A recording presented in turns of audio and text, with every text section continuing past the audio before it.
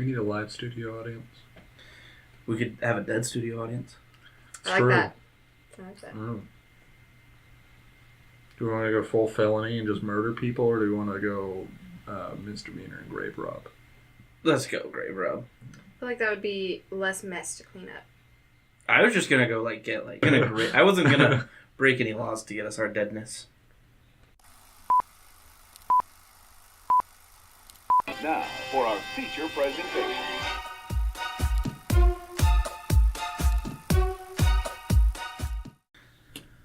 What's your favorite movie?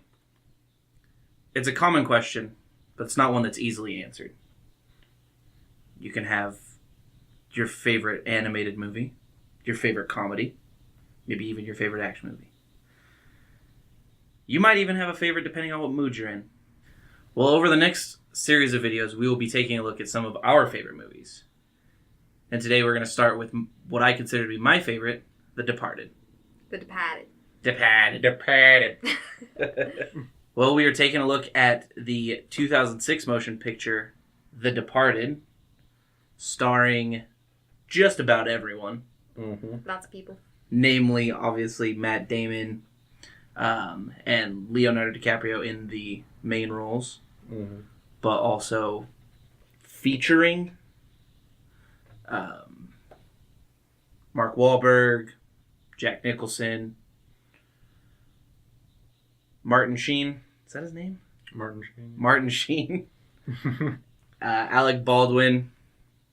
And Vera Farmiga. What is it? Do you have it written down? I fucking no idea. I think that's close. Vera Farmiga or Vera Farmiga. Vera, name I cannot pronounce because I'm dumb. As the love interest for the characters. Two main characters. The two main characters, yeah, exactly. Obviously, The Departed was directed by Martin Scorsese. He's kind of done a lot of big films. Yep. Probably most famous for like Taxi Driver, Goodfellas, Wolf of Wall Street. Yeah. This is obviously the film that got Scorsese his Oscar. His only Oscar. Really? Yeah, for Best Picture, yeah, it's his only Oscar. He's got a lot of accolades as a director, but this is his one Oscar. So I think that lends credence to the fact that my favorite movie is good, according to the Oscars. Scorsese is considered one of the greatest directors of all time, and for good reason. He makes good movies. I mean, it's pretty simple. Leonardo DiCaprio plays William Costigan, who is the main protagonist. William Costigan has always lived a double life to some extent, so this is more of an extension on his double life living as a undercover cop in the organized crime business of Jack Nicholson's character. Matt Damon plays Colin Sullivan, who's probably the main antagonist. You probably say him or Jack Nicholson, but I would think Colin. Yeah, I'd say they're kind of extensions of each other. Like they're both the main antagonist, but Yeah, there's not one without the other, pretty much. that's definitely true. That's a good way to put it.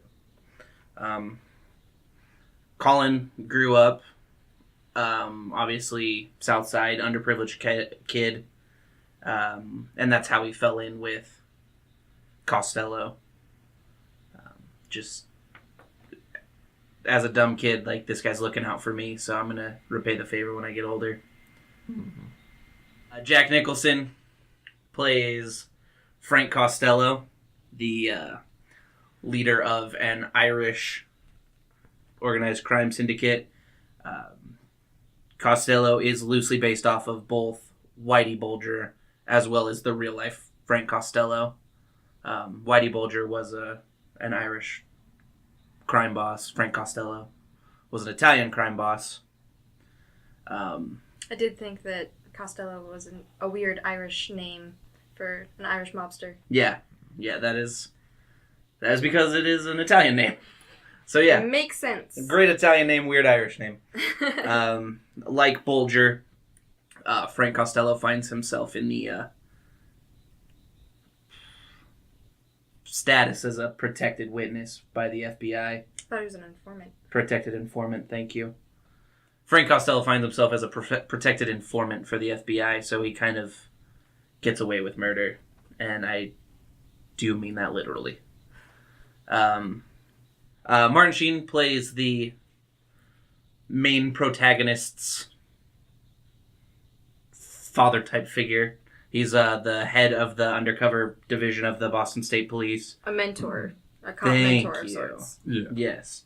So he is to Matt Damon, or to Leonardo DiCaprio, what Nicholson's character is to Matt Damon. Yeah. He is the mentor. Not as far back, obviously, where Matt Damon and Jack Nicholson's characters have that really long history.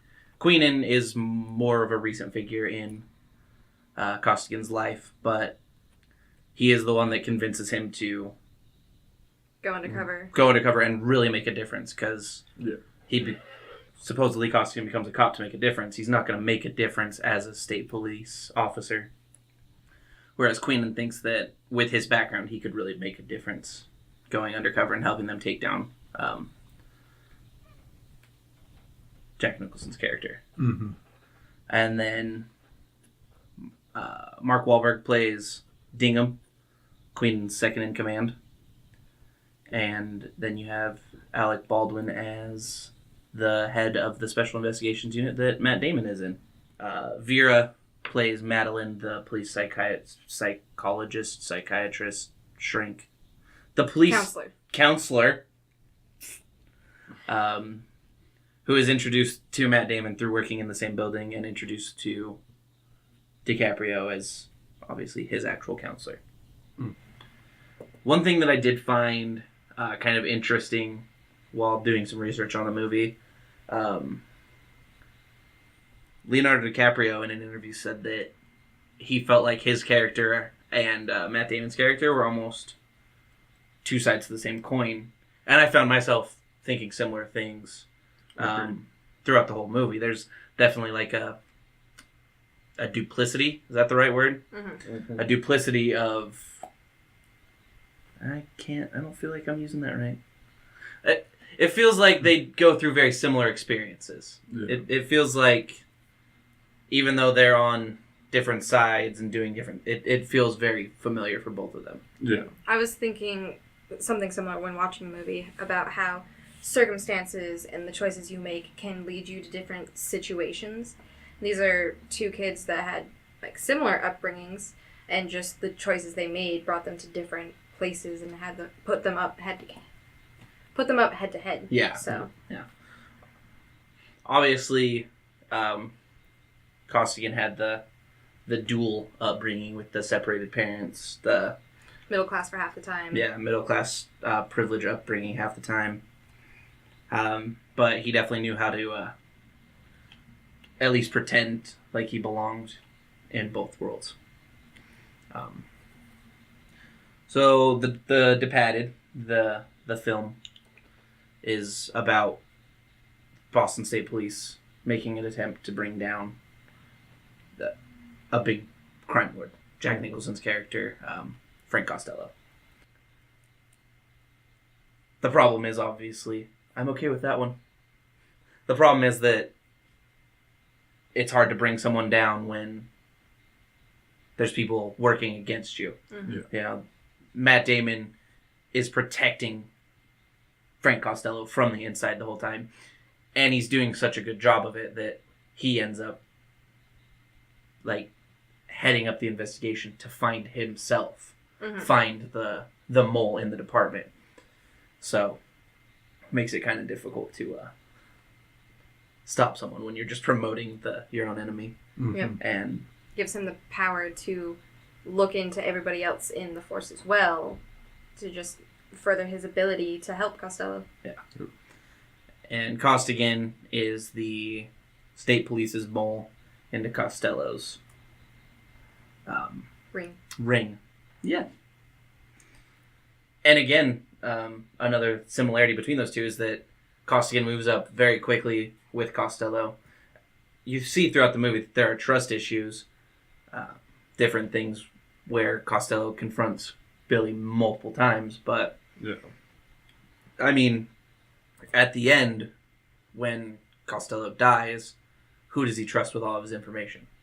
So it's not Colin, it's not his wife, it's Costigan. It's Leonardo DiCaprio's character. So it is just another one of those similarities where someone is trusting the wrong person far too much. Yeah. Well, maybe he trusted him with all the information because he was an FBI informant. Maybe he knew Billy was the police detective and was like, well, we're both working for the law, so here's all my shit. Yeah. Also, I mean, there's probably a lot of paranoia because we find out during the movie that there was multiple moles on both sides. Yeah, I would assume there was definitely a lot of paranoia. I mean, just doing a lot of drugs, at least on Nicholson's side. I don't know about Queenan and the rest of the state police, but Frank Costello was doing a lot of drugs. Yeah. That will kind of sketch you out as well. Plus, knowing, like, he knows that there is definitely people in his ranks that are out to get him. Yeah. So that's obviously unsettling as well. Like, the writers of the movie did a very good job of keeping the audience in the dark about who was, like, hidden moles. Like, we knew obvious moles Yeah. were Leonardo DiCaprio and Matt Damon. Yeah, exactly. Yeah, absolutely. And then we find out Costello's an FBI informant. Yeah, and there's other And then- moles throughout the whole movie. Yeah. And then, like, the very end scene, you don't know if Mark Wahlberg's character was a mole or if he was just out for revenge. Yeah, like what was It's very his... ambiguous. Yeah, He just He knows that shows up, pops him one, and then calls it a day. knows that Matt Damon's an asshole of a person and a human being, so just decides to clean it up a little bit. And that's part of what I would feel like the frustration of the movie is keeping everybody in the dark, not knowing who is who, because there's so much going on in the movie. Yeah. But people are always people. People will work for both sides. That's how life is, too. That's one of the reasons why I kind of like this movie more is because it kind of leaves it up to interpretation for the viewer. I mean, there's no solid evidence one way or the other for a lot of the characters. So it just leaves it up to your own personal view. Yeah. What do you think was in the envelope? What do you think Madeline wanted to tell Costigan?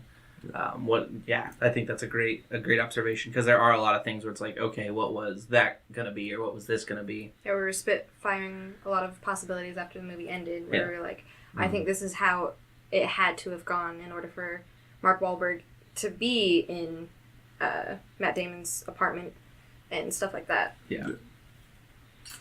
I think what Madeline wanted to tell Costigan. I think what Madeline wanted to tell Costigan is that she was pregnant. Yeah. I think that's might be my assumption as well. yeah. I think that's what makes the most sense to me. Yeah. However, she could have been telling him. Had her and Colin had the conversation about him being reassigned somewhere or whatever yet? Because didn't they have the? I believe so. Okay, so I feel like they did. Yeah. she could have been telling him that, like, oh, I gotta leave, or oh, I'm pregnant and it's probably yours. Yeah. Because only one of their dicks worked. Yeah. It's a crass way to put it, but Only one could perform adequately. yeah. That was a crass way to put it. I'm sorry, you guys. That's okay. You deserve better than that. When you're All of under a lot of stress, that's something that can happen. Oh, absolutely. And you could tell that both characters were under a lot of duress for a lot of the movie. Yeah. With DiCaprio's character, like you said, he's used to living a double life and having to put on like two faces of sorts. But this was a very high pressure situation. You could see him cracking a lot of the time and being able to lean on Queenan and being like, okay, I need to get out of this. Yeah, I think with Costigan, his concern was always more just dying. It wasn't the inability to lead the double life or the stresses of leading the double life. Whereas with Sullivan, he wasn't having those same kind of reactions where he was internalizing everything. He was having the impotency issues. He didn't have anybody he could really lean on. And either. he was just lashing out at Madeline. That's her name. So I think, even though it does seem like both characters struggled with it, it does seem like, to me at least, that Costigan does handle it better throughout the film because it's been his whole life anyways, being two people. Yeah.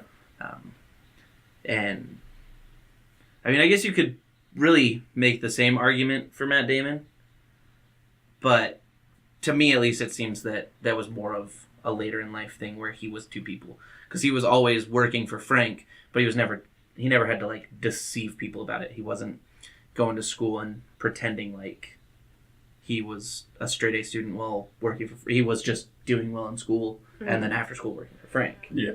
Whereas Matt Damon, not Matt Damon. Whereas Leonardo DiCaprio would, live in the burbs all week and then go down south for the weekend with his dad. Yeah, and he'd have to behave differently up there, and then when he went back, he'd have to behave differently back home and have to make up stories for why he was never around during the weekend and things like that. Mm-hmm. So I think it was something that he was more comfortable swimming in the waters of deception. Yeah. So this movie was actually adapted from a Hong Kong film called Infernal Affairs. I kind of want to see that to compare similarities and everything, but apparently it's pretty close. Yeah. I think that would definitely be something that we should do to compare. Obviously, there's going to be differences, but it did seem like it was well adapted, other than the fact that The Departed had like an additional 40 minutes on the runtime. Yeah. I'd like to see the difference between like how Hong Kong is run and how they have it so deeply in Boston and how Boston works, because Costello gets in close with both of these boys because of their family members and ties in with the community in the south side of Boston. Yeah. Where Matt Damon's character was his grandma that was had a good relationship with Costello, and then DiCaprio's character was his dad and his dad's whole family, where they were all like deep into this community. And I don't know if they'd have the same thing in the Asian adaptation. Yeah. I think not adaptation, the original from Hong Kong. The original Hong Kong film. Yes, sorry. I didn't mean to talk over you there. I didn't notice that you misspoke though. I was just like, yeah, he's so smart. What are you, smart? Yeah, better accent than what's her face's. Right? Along with what you're saying, how the movies would compare with how Costello kind of had the deep neighborhood routes. Deep neighborhood routes. How Costello would have the deep neighborhood roots. That's how he was able to kind of draw in those kids and kind of indoctrinate them at a young age to work for him. Mm-hmm. Really sounded like I was setting up a pedophile thing there. Almost, but not quite. Another thing that I would be curious about is, obviously I'm not from Hong Kong, but it does seem like there's a lot with institutionalized corruption there as well. Because that was one of the more interesting things to me, is the portrayal of how difficult it really is to catch people like a Frank Costello. Because Frank Costello is going to pay off anyone who needs to pay off to be safe, which, I mean, he did by becoming an FBI informant. So, from what I've heard, there's a lot of institutionalized corruption there anyway. So is that something that they struggle with in the original movie worse, or is it just kind of similar? Something else that would be like the one thing, not the one thing, but the main thing I would want to look at if we were to compare the two films. Yeah. Because there were just a few spots. I don't know if it was like a directional choice, but there were some moments in the film that felt weird. You brought up last time the very end scene where you have the really artsy shot with the rat and like the picture of what is it, Capitol building? Yeah, where that seemed a little out of place for this movie. And then there was shots where they have like a highlight on somebody that expands out to a full screen when he was the only person in the shot to begin with. So it's like an unnecessary emphasis, and it just seemed weird. And there was some weird panning as he was walking upstairs that made a whole situation seem more intense than it was, and it just kind of led up to nothing. Yeah. But those are just some weird things that I noticed. But overall, I think the direction was really good. Yeah, for sure. So The Departed is kind of like a crime drama movie. Yeah. But one thing that I've always liked about it, one of the reasons why it is one of my favorite movies, is because it does other things, you know. It's not a comedy, but it's funny. It's not an action movie, but there are thrilling sequences. Mm-hmm. And for me, the banter, just like the way Boston cops talk to each other, or maybe it's people of Boston in general. I don't know, but I love it. Yeah. That was hilarious. Yeah. Mark Wahlberg's character walks in. How you doing? I'm tired from fucking your wife. How's your mother? Tired from fucking my father. Like, it was just hilarious to me. Maybe I have a dumb sense of humor, but the rhetoric between the people, the back and forth banter was just, it was funny without being over the top and detracting from the movie. Uh-huh. It felt like it was natural and that it belonged. Yeah. It's very Mark Wahlberg. Yeah. I think. Yeah. Say hi to your mother for me. This is a film that I feel like does A lot. does everything well. It's well acted, well written, well directed. Mm. Maybe it's not well directed. I have no idea. I It's don't. very well done. I feel like it's well directed. Yeah. And it doesn't just stick to one thing where it's like just a constant drama. That would have worked. It's not a constant dramatic film where you're just like dredging through all of these like super intense things. Yeah. But it does stick to the fact that it is a more dramatic film while knowing when to lighten things up and knowing when to do different things. And they didn't lean very heavy on the romance part of it. Like, No. It's a big part of the storyline, but it's not like they focus a lot on like his feelings towards this counselor on either of them. Really. Yeah. So I liked having it there and not having it be overboard. Yeah. Because they're a love interest is a pretty common thing in film, and a lot of the times it can be overdone and it can kind of detract, and it didn't. It was a nice pinch of romantic interest. And the drama of her life going from a love triangle to a love single. Pretty much, yeah. Father's Day sucks for that kid either way. Yeah. Missed out. Whoever his dad is, they are depadded. Yeah, the departed. They're depadded. So did you guys have any particular scenes in the film that really kind of stood out to you as just really memorable for whatever reason?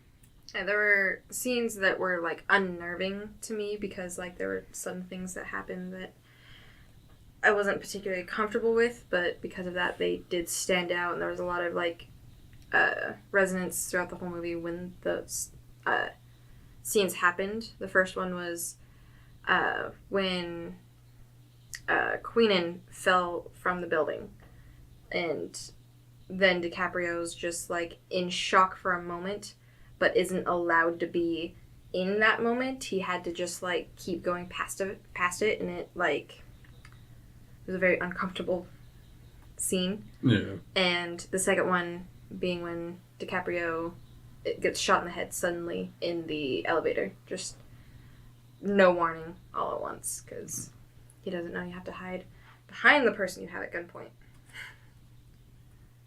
How about for yourself?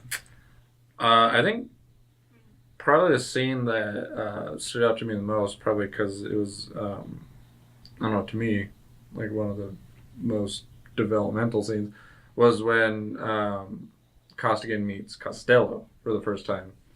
And he goes into the back room and he like busts up his fucking hand Yeah. a little more. It really sets like where Costello is in the hierarchy in the crime gang, which is at the top. Yeah. And it really is kind of like a big wake up call to Costigan. Like, hey, this guy is fucking insane. Yeah. Not to be Yeah, fucked it with. was. Yeah. It was definitely like a good setup. Like, this dude basically fucking owns you. Yeah. So you do what he says, or you're gonna regret whatever decision you make. That's what, like, he had in his mind when he finally was like, I cannot wear a wire. I do not want to chance this. Yeah. It wasn't until, like, a later scene, but it was something that, like, stuck with him.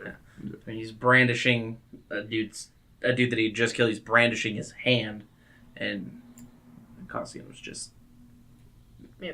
unwilling to continue if he was going to wear a wire. Mm-hmm.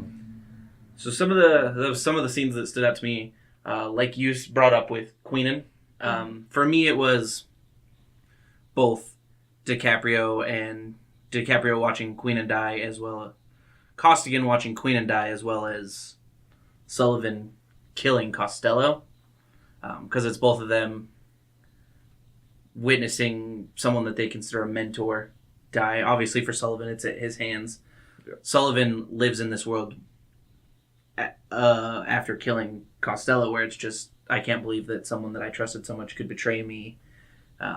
I've risked everything for this person and they've completely let me down. Mm-hmm. Costigan, it's almost more of a survivor's guilt, where it's, he let Queenan down. Queenan died in his eyes because of him, and he doesn't get to do anything. He doesn't get to feel any emotion. He just has to jump right in the car and go. Mm-hmm. Because the operation. Yeah. He had to continue, otherwise Queen's death was for nothing. Yeah. So those are both really poignant to me, just because it's another thing where it shows the similarity in the two characters, the similarity of the story at least, and it's just something that would be hard for both parties to try and live with what happened there. And then, kind of along with what you said with the first time Costigan and Costello meet, there's the part towards the end where Costello's really trying to figure out who his rat is, and they're eating dinner at that restaurant. And Costigan's just sitting there, and he's doing a good job explaining himself away, and he's kind of holding his own in that scene, but just the paranoia and the pure, like, unshackled crazy that Costello was, it's unnerving. Mm-hmm. He's coming up behind him and making, like, rat faces and, like, sniffing him, and I mean, And then telling him to eat. yeah, Like, very brutally, too, just, like, focused on telling him to eat. yeah. It was an unnerving scene, but those are the ones that really stood out to me, that definitely, to me, had some significance to the story, or what have it. Mm-hmm. There was a lot of intense scenes. Yeah, it's a very intense movie, so I don't think you could go wrong picking scenes in the movie. Not really. But just before the last scene where Mark Wahlberg is the only one that's not departed. Yeah. Just ending the whole movie with a big bloody bow tie. He fucking deserved it. I'm glad he shot him in the face. Sorry for the yawn. Not that he has evil intentions, just got in the wrong crowd and did bad things for a bad person. Yeah. Mm-hmm. Budget? Yeah, the budget for this movie was $90 million. Half of that going to actors' salaries. Yeah. Which, Sorry, I didn't mean to cut you off there. not surprising. You got a lot of Big names. A-list actors Yeah. in this movie. There's a lot of people in this Raw. movie. Yeah. It did gross over $132 million, which is pretty good. Yeah. So yeah. I know that Martin Scorsese said that he always envisioned this as a low-budget film, but obviously as you attach more stars, the Bill goes up. the budget goes up just because you're paying those people. But I mean, outside of that, it to him was always more of a let's make this movie a low-budget movie. Yeah. Well, $45 million went to actors, which means it was only a $45 million movie. Yeah. So they did pretty good for like that amount of money. Yeah. Yeah. Not a whole lot of special effects needed, but like locations and stuff like that, they did pretty good. This movie was the 15th highest grossing film domestically in 2006. One above Borat. And it was beat out by Over the Hedge, Superman Returns, X-Men Last Stand. So some real gems in there that grossed higher than The Departed. So definitely should be proud of that. And it was also the number one rated R movie of the year of 2006 as far as total gross. So for R movies, which obviously are gonna gross less than movies that are family friendly movies on average, because they appeal to a smaller box office market. It definitely was the king of the crop for that one. Cream of the crop for that one is actually how you would say that. You fucking moron, Daxton. Boop. I'm ready to roll into summaries and then fun facts if you guys are. Okay. Yeah. So what did you guys think about the movie? Would you recommend it to a friend, and how would you rank it? And this was my first time watching this movie, and I was not disappointed. I didn't know really anything about it. Daxton was just like, this is my favorite movie. We're going to watch it. And I'm like, okay, let's see what happens. And then I was very pleasantly surprised by the acting, by the storyline. I would give it an 8 out of 10 because I don't really see anything wrong with it. I would definitely recommend it to a friend. Yeah, solid. Holds up. Yeah, I'd have to agree. Very solid movie, very well acted, very well directed, very well written. This is my second time seeing it. So, I mean, I got semi-fresh eyes on it. But I'm a big fan of the mobster crime dramas. They're usually really well done. And this movie's no exception. So, I mean, I'd also give it an 8 out of 10. It was a very good movie. Yeah, kind of like what you said, this genre of films is probably my favorite genre as a whole. So, obviously, movies in this genre are going to appeal to me. I feel like, I've already touched on it. I feel like this is a movie that it does everything well. It's well acted, well directed, well presented. The whole kit and caboodle.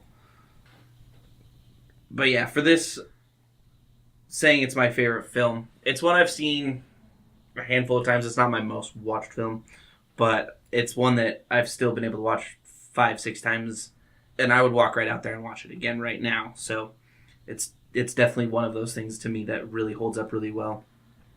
Obviously, I would recommend it to a friend. I think it's good.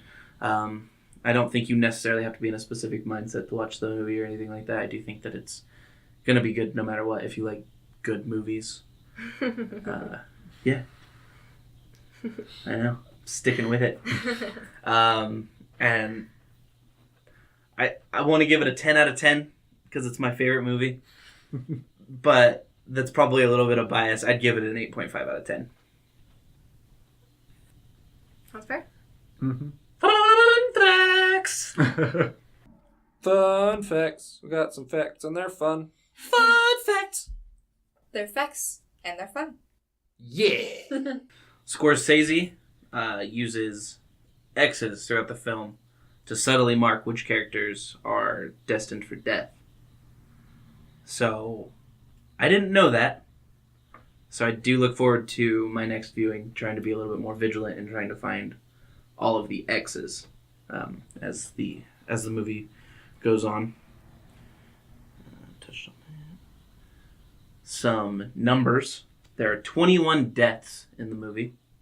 More importantly, there are 238 uses of the F word and its derivations.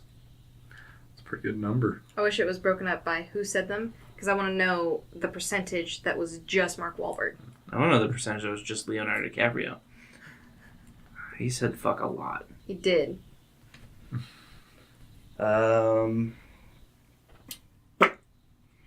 It's the first remake of a foreign film or first adaptation of a foreign film to win a Best Picture Oscar, as well as being the first Oscar-winning Best Picture to not be released on VHS.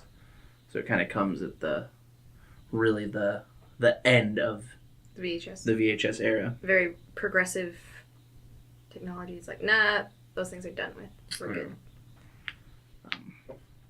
Scorsese has gone on to say that while he knows that the film is really well done and that it is a good movie, he hated making it. The end with just rewatching all of the deception and the violence and those things, just rewatching for the edits and all the post production, just really drove him mad. So like when it came time to do like the press tour for the film and those kinds of things as it was coming out, he did very little of any promotion for the film. Just because he was that done with it? Yeah, he was just done. Al Pacino was considered for the role of Frank Costello. That's a role that I think Pacino could have played well. It was something that Scorsese wanted to do because he'd never worked with Pacino before. Mm-hmm. It was just something that ended up falling out with scheduling conflicts, so Jack Nicholson took on the role. And I think he performed well. He improvised a lot of the scenes in the movie and really put himself into the role, and it was terrifying. Yeah. Nicholson said that he took the role because he wanted to play a really good bad guy again. Originally, the roles of Billy Costigan and Colin Sullivan were going to go to Tom Cruise and Brad Pitt, respectively. So Cruise is Costigan, Pitt is Sullivan. I personally think that would have been terrible. Yeah. Yeah, those two are more like straight up action actors Yeah. instead of, like a more serious movie like Yeah. this is. With Cruise, I'm not a huge fan. Same. I mean, I can take it or leave it. I don't dislike him, but I'm not going to seek out his movies. Yeah. I've already kind of touched on my disdain for Brad Pitt as an actor when we did Seven. Obviously, I was very happy with his role in Seven, but I don't think that there was anything he did to make that role his. I think there was 15 other people that could have done what he did. Yeah. So I think that getting DiCaprio and Damon definitely made the movie better, especially because you can't make a Boston movie without Matt Damon. I mean, you could also make the same statement for Mark Wahlberg. Like, it doesn't make sense. De Niro was considered for the role of Queenan. The way they portrayed Queenan in the film, I don't think it would have worked for Robert De Niro personally. Yeah. But I think that if they had cast De Niro, that it would have been written as a different character. Yeah, just morph it more like they did for Costello. Yeah, Nicholson. Yeah. Nicholson is Costello. I do think that there could have been some great depth in the story if it had been De Niro, someone that could definitely pass off as more of a rough upbringing type of person, whereas Martin Sheen is Queenan. He comes off as like your grandpa. Another parallel to Nicholson. Yeah. Where Queen just wasn't. You could As obviously comparable. tell that there was some deep-seated rivalry there, but I think that you could have done more with a character like De Niro. Those scenes where they Queenan and what was the other name? Dingham? Where they confront Costello and what'd you do with the chips and stuff like that. If it was De Niro, I think those scenes would have been maybe a little bit more dynamic. Just have these like two power plays, kind of going on. Mm-hmm. Yeah. All that said, I loved Martin Sheen as Queenan. I thought it was awesome. I just think that there could have been some other elements added if it was someone like a De Niro. Yeah. But again, no disrespect to Martin Sheen at all. He killed it. The role of Dingham had a lot of other suitors. Ray Liotta, Dennis Leary, and Ethan Hawke. Ray Liotta's a good actor, but I don't think he has the same charisma that Mark Wahlberg brings to the role. Yeah. So I don't think that role would have been good for him. Dennis Leary, kind of almost like a poor man's Mark Wahlberg. Not total Mark Wahlberg, but like how Mark Wahlberg was in this picture. I think Dennis Leary would have been a little bit meaner and less handsome. Yeah. So I mean, if you wanted to save some of that $90 million budget, go ahead. There you go. Yeah. And Ethan Hawke, I don't think he would fit, really. I have nothing to say. I mean, Just to try something new? Is He- that why they were considering him? I have no idea. I think he's a talented actor, but he's so vanilla to me. Like, Yeah. I mean, like, if you're going to cast Ethan Hawke, you might as well just, write the role of Dingham out. That might be a bit harsh, but I don't feel like he would have brought anything to it. Yeah, no, I agree with you. Like, he wouldn't have been the right fit at all. No. And then for the role of Madeline, the film production team originally wanted someone more substantial, more of a known name to play the love interest. They talked to Kate Winslet, they talked to Emily Blunt, Jennifer Aniston. So there was a number of names kicked around, but they ended up going with Vera, and I think she performed serviceably. She definitely had a problem with her accent, but I think it's otherwise, Yeah. not bad. It's similar to Tombstone, the one we did just before this, in that there's not any like A-list female actors in the movie. Mm. So it's a very like male-based in its talent. Yeah. I completely agree. We're done here. I think we've covered everything we have to cover. Thank you, as always, for listening. If you enjoy the video, please like the video. Please subscribe to the channel. Leave us a comment. We just did Tombstone. We did that as a fan request movie. We would love to know what movies you got. What's your favorite movie? And we'll do that on the podcast. Let us know. You can find us on all of the social medias: Facebook, Twitter, Instagram. Twitter. Those are the other ones: Facebook, Twitter, and Instagram. We also have a Patreon link in the description below if you'd like to donate to us and keep this going so we can grow and do more. Yeah, we want to be able to make more content for you guys. We want to be able to make better content for you guys. All of those are Jekyll Studios, Jecll Studios, one word. Next week on our favorite movie extravaganza, we're going to do The Lion King. Obviously, it's the 1994 Lion King because whatever the new one isn't out yet. So 2019. yeah, we're going to do the old one, the one that everyone in this room grew up with. Yep. So that'll be coming up for us next.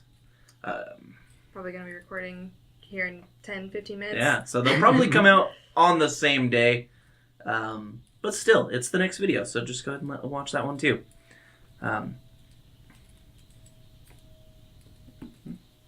Good? Yeah. All right, thanks for watching. Thanks for listening. And as always, are you a co-op?